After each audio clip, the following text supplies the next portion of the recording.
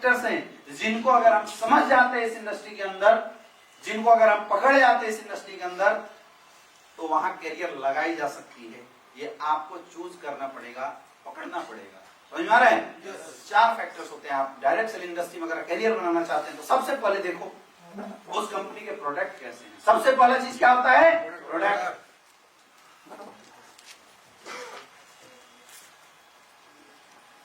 Business में product cell होता है। बिजनेस की जो पोटेंशियल है प्रोडक्ट के ऊपर डिपेंड करती है। अगर प्रोडक्ट में दम होगा तो बिजनेस निकलेगा, प्रोडक्ट में क्वालिटी होगी तो धंधा जाएगा, प्रोडक्ट दमदार होगा तो डिमांड क्रिएट करके आएगा। प्रोडक्ट आपके बिजनेस में एक मैग्नेटिक फोर्स क्रिएट करता है। समझ में आ रहा है? जितना जोर अगर आप अकेले लगा रहे हो, अगर प्रोडक्ट दमदार है तो आपके साथ प्रोडक्ट भी जोर लगाएगा, कस्टमर को खींच के लाएगा। आप मार्केट में बहुत सारे ऐसे छोटे छोटे प्रोडक्ट को देखते होंगे जो एक बार एडवर्टाइजमेंट के थ्रू मार्केट में थ्रो कर दिया जाता है और पब्लिक दुकान से जा जाके खरीद लेता है। किसकी वजह से? केवल एडवर्टाइजमेंट के दम पे नहीं, प्रोडक्ट की क्वालिटी भी होती है। तो आपके प्रोडक्ट में क्वालिटी होनी चाहिए। चेक करो कि जिस प्रोडक्ट के साथ आप खड़े हो उस प्रोडक्ट में क्वालिटी है या नहीं, चेक करना पड़ेगा आपको। प्रोडक्ट यूजर फ्रेंडली है या नहीं है। आप जिस एरिया में बिजनेस करने वाले हो उस एरिया से रिलेटेड प्रोडक्ट को रिलेट कर रहा है नहीं कर रहा है, उस एरिया में उसके कंज्यूमर मिल रहे नहीं मिल रहे हैं। ऐसा तो नहीं है कि हम गंजे को कंघी बेचने का काम कर रहे हैं। किया कई लोगों ने गंजे को बेचारों को मोटिवेट करके कंघी बेच दिया, लोग फीलिंग दिला के आया ना, या बाल इमेजिन करवा के। तो गंजे को कंघी एक बार बेचा जा सकता है, लेकिन बाल वालों को कंघी बार बार बेचा जा सकता है। और प्रॉफिट माल एक बार बेचने से नहीं, बार बार बेचने से। चेक करना पड़ेगा कि हम जिस प्रोडक्ट को लेके खड़े हैं मार्केट में उस प्रोडक्ट की डिमांड है या नहीं। वो प्रोडक्ट भी डिमांड क्रिएट करती है नहीं करती है। आने वाले मार्केट के एडॉप्शन कर्व को पकड़ पाती है नहीं कर पकड़ पाती है। ऐसा तो नहीं कि 4 साल बाद हमारे प्रोडक्ट की डिमांड खत्म हो जाएगी, ये भी देखना पड़ेगा। आया ना? ये डिमांड होती है। आज से 20 साल पहले स्टडी पीसीओ का बिजनेस एक अच्छा बिजनेस माना जाता था। जो स्टूडियो पीसीओ का प्रोडक्ट लेके मार्केट में आया वो अच्छा पैसा कमा सकता है क्या? क्योंकि उसकी कर्व बदल चुकी है, उसकी डिमांड चेंज हो गई, सबके पास पॉकेट में मोबाइल पड़ा हुआ है। तो ये आपको तय करना पड़ेगा कि जो प्रोडक्ट लेके हम खड़े हो रहे हैं उन प्रोडक्ट में कंपनी या तो नए प्रोडक्ट ला रही है या जिस प्रोडक्ट के साथ हम मार्केट में है वो प्रोडक्ट मार्केट में इन फ्यूचर में डिमांड उसकी घटेगी बढ़ेगी, इस चीज पे भी बहुत डिपेंड करेगा। समझ में आ रहा है? एक दौर था जब लोगों ने डायरेक्ट सेलिंग इंडस्ट्री के नाम पे कंप्यूटर एजुकेशन बेच दिया। आज संभव है क्या? नहीं। 8-8, 10,000, 12,000 की लोग स्लाइड बेच देते हैं। 16,000 की कंप्यूटर एजुकेशन क्या है भाई? एक आईडी पासवर्ड मिलेगा, ऑनलाइन आप कंप्यूटर सीख सकते हो। अब नहीं चलेगा क्योंकि जो आप सिखाओगे आप फ्री में मिल रहे हैं। यस या नो? ये रीडिमांड क्रिएट करके कभी नहीं लाएगी। जो बिजनेसमैन अच्छा बिजनेसमैन होता है वो अच्छा प्रोडक्ट बेचता है और एक प्रोडक्ट एक इंसान से कई बार इनकम दिलाती है। अगर प्रोडक्ट में दम होगा ना तो एक इंसान से कई बार पैसे कमाओगे। और हमेशा जो बड़े बिजनेसमैन हैं वो लिमिटेड कस्टमर से ज्यादा पैसा कमाते हैं।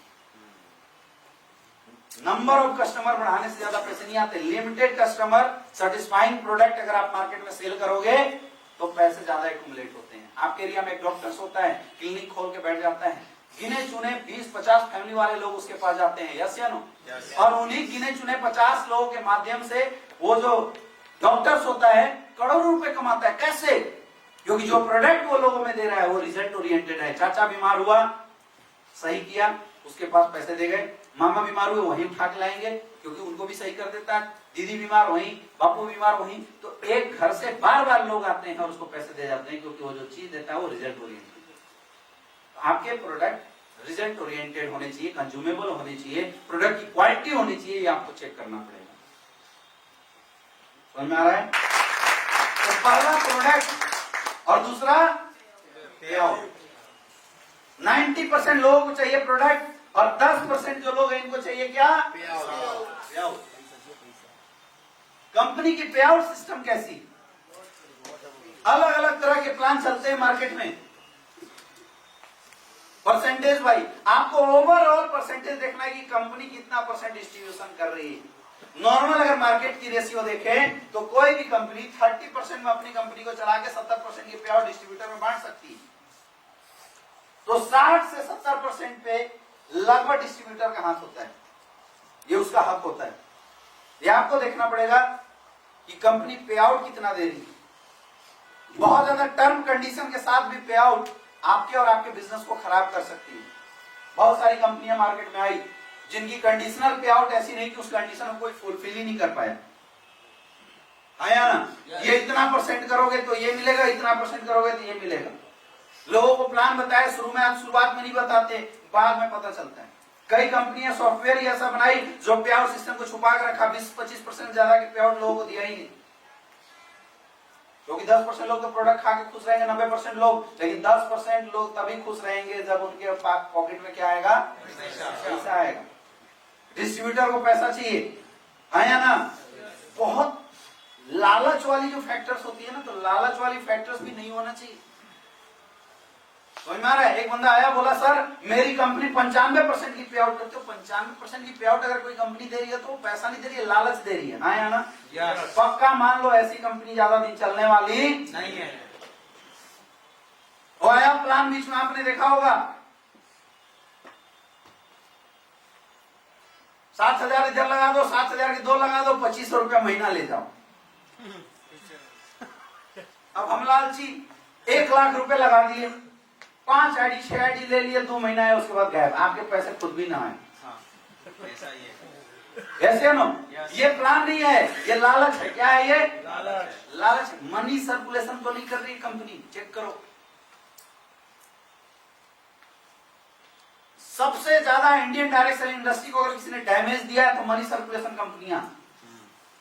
हर 1 साल 1.5 साल में ये कंपनियां आती हैं, खूब तांडव मचाती हैं, और हम लालची लोग जिनको इस बात से नहीं लेना देना होता है कि इस इंडस्ट्री में लोगों की कैरियर भी बर्बाद होती है, वैसे लोग इस प्लान को लेके आते हैं, लोगों के पास जाते हैं और लालच फैक्टर थ्रो करते हैं। देखो लालच चीज ही ऐसी है जो अच्छे की हालत खराब कर देती है। वो बोलते हैं ना साला बिकता हर कोई है, रेट सही बताने वाला होना चाहिए। तो रेट सही बता देते हैं। जिसकी औकात 2,000 की उसको 2 लाख का लालच फेंक देंगे। लालच फैक्टर से कभी भी इस इंडस्ट्री में आपकी सक्सेस चेक करो कि लालच फैक्टर्स तो नहीं। एक रीजनेबल 50-60% की पे आउट अगर कोई कंपनी दे रही है तो ठीक है। बहुत ज्यादा टर्म कंडीशनल पे आउट नहीं होनी चाहिए, मतलब एक्सेस भी ना हो, और चेक करना पड़ेगा, देखना पड़ेगा। मनी सर्कुलेशन, चीट फंड जो आई ना, अच्छा ये हर 1.5 साल में आती है। मजे की बात है इसमें वही लोग होते हैं जो शुरू से इन्वॉल्व हो रहे हैं, वही घूमते हैं। अक्सर आप देखोगे ये लोग इस इंडस्ट्री को फिर बिजनेस नहीं गेम बोलते हैं, जुआ जैसा मानते हैं। एक बंदे से मैंने पूछा कि सर यार इतना पैसा लोगों का वेस्ट होता है, इतना लोग बर्बाद होते हैं, फिर काम आप लोग ऐसा क्यों करते हैं? बोला सर मैं बताऊं क्यों करता हूं, मैं इसलिए करता हूं साला मुझे किसी ने लूटा, हम 4 को लूट के मरेंगे। वाह वेरी गुड। मतलब इस बात से किसी को लेना देना नहीं होता है। लोग इतने गिरे हुए हैं पैसे के चक्कर में, इस सामने वाले की जिंदगी पर क्या फर्क होगा यार। जो पैसे वाले हैं उनकी बात छोड़ो, उनको लूट लो, कोई फर्क नहीं पड़ता।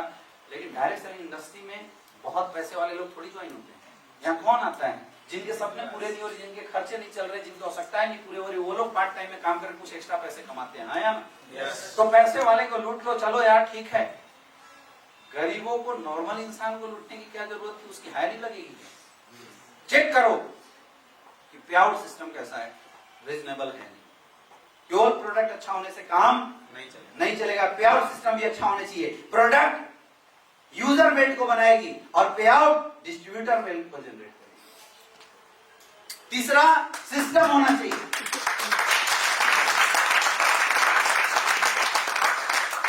तीसरी चीज एजुकेशन सिस्टम होना चाहिए।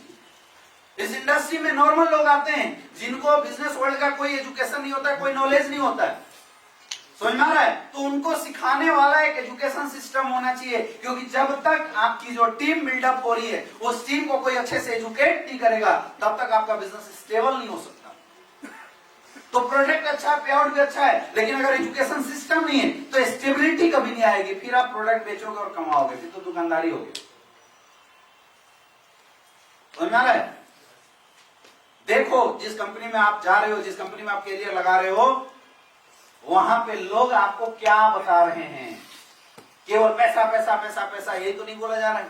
प्रोडक्ट बेचो प्रोडक्ट बेचो प्रोडक्ट बेचो यही तो नहीं बोला जा रहा है। आपको एक्चुअल डेवलपमेंटल फेज ये इंडस्ट्री देती है नहीं देती है, ये भी बहुत मायने रखती है। समझ में आ रहा है? एक्चुअल आपको डेवलपमेंटल फेज इंडस्ट्री दे रही है नहीं दे रही है, बहुत मायने रखती है। क्योंकि जब तक आप डेवलप नहीं होंगे, आपके अंदर इस इंडस्ट्री की एजुकेशन नहीं आएगी, आपके लिए टीम बिल्डअप करना, टीम मॉनिटर करना, टीम को संभालना और लोगों से काम करवाना बड़ा मुश्किल होता है। समझ में आ रहा है? एजुकेशन सिस्टम भी चेक करना जरूरी है। 3 चीजों को दिमाग में रखना, प्रोडक्ट, पे आउट और तीसरा एजुकेशन सिस्टम। कंपनी क्या बना रही है, कंपनी के लोग इस बात पे फोकस कर रहे हैं, इस बात पे आपकी नजर होनी चाहिए। कंपनी के लोग मुझे क्या बनाने के लिए लेके आए हुए हैं, क्या हमें वो लीडरशिप में कन्वर्ट करते हैं या सेल्समैनशिप में कन्वर्ट करते हैं, ये बात भी बहुत ज्यादा ध्यान देने वाले हैं। क्योंकि नेटवर्क मार्केटिंग इंडस्ट्री में आप सेल्समैन बनने के लिए नहीं आए हुए, आप सेलर बनने के लिए नहीं आए हुए हो, आप लीडर बनने के लिए आए हुए हो, आप एंटरप्रेन्योर बनने के लिए आए हो, आप बिजनेस मालिक बनने के लिए आए हो। इस बात का